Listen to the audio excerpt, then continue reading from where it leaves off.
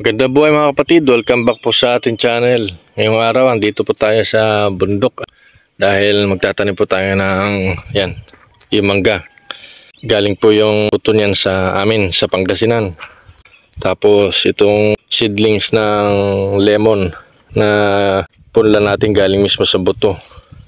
Tapos itong tatlong grapes, no? Dalawang klase ng variety ito eh. Isang red cardinal tsaka katawba. Ito yung katawba, ito yung cardinal. Yan. Tapos yung giant malunggay na punla natin na nagkaugat. Yan, tatanim natin dito sa bundok para meron tayong mother plant. Siyempre kasama natin si Pino. Yan. Laging starring niya eh. Tsaka ito si Sherwin. Ito po yung taniman natin ng lemon at calamansi. Yan. Kaulan lang, tubo agad yung mga talahib tsaka damo. So, kita natin, nung panahon ng tag-init, may mga namatay po. Tulad nito, lemon. Yan, lemon din po yan na namatay. Dito. So, gagawin natin, papalitan natin ngayon. Kain na po natin ito. Tagalin natin yung patay na lemon. Papalitan natin ng bago.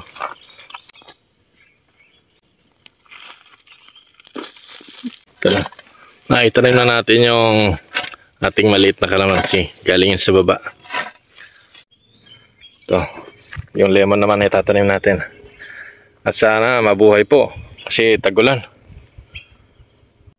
Yan, naitanim na po natin yung tatlo. Isa to, doon yung isa, tapos doon yung isa, bali tatlo. Tapos yung ating kalamansi, ayan, dami ng bulaklak oh. Ayan. Ito ang ating kalamansi mga kapatid. Tapos yung ating lemon. Daming bunga. Yan. Kita nyo po. Yan. Yan ang ating lemon mga kapatid. Napakaraming bunga.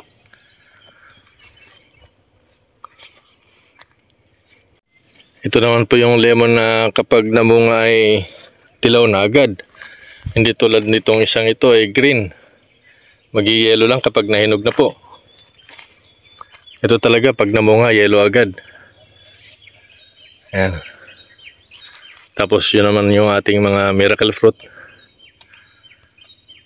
Susunod naman po nating itatanim ay itong mangga galing Pangasinan.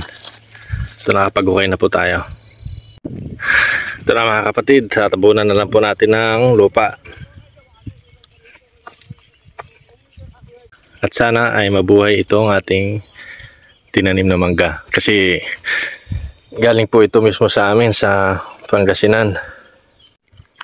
Pagkatapos po natin itanim yung ating mangga, para mabilis po siyang makarecover yung ugat o mabilis na kumapal yung ugat, i-pruning po natin ito.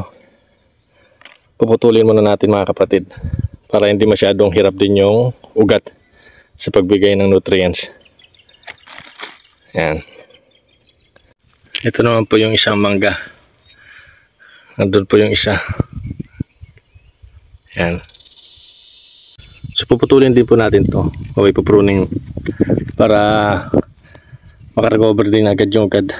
Mapwersa siya na magugat po kagad.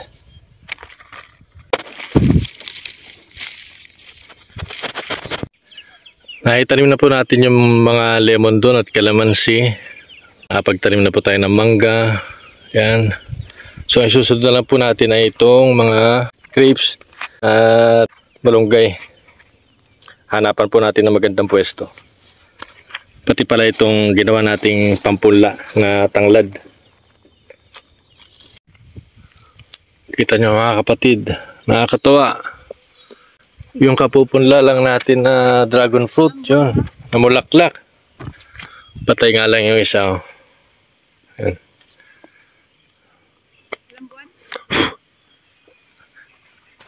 Hindi ko alam kung ilang buwan na ito eh.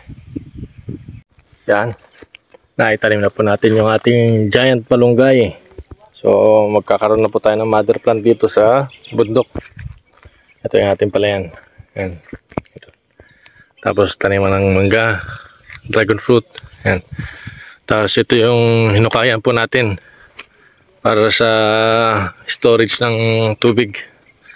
At the same time, kung maganda po yung pagkakaipon natin ng tubig dito, gagawin natin itong palaisdaan.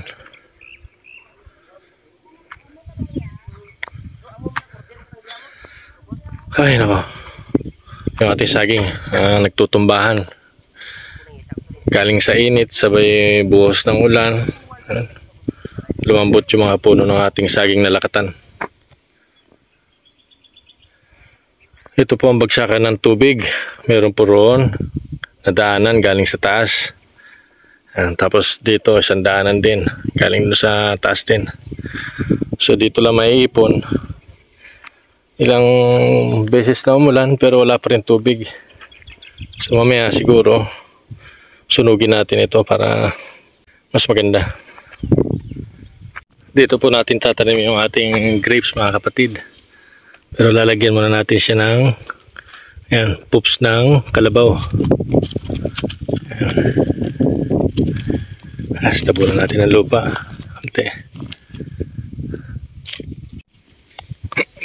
Ito. Ayan. Tapos tabunan natin ng lupa.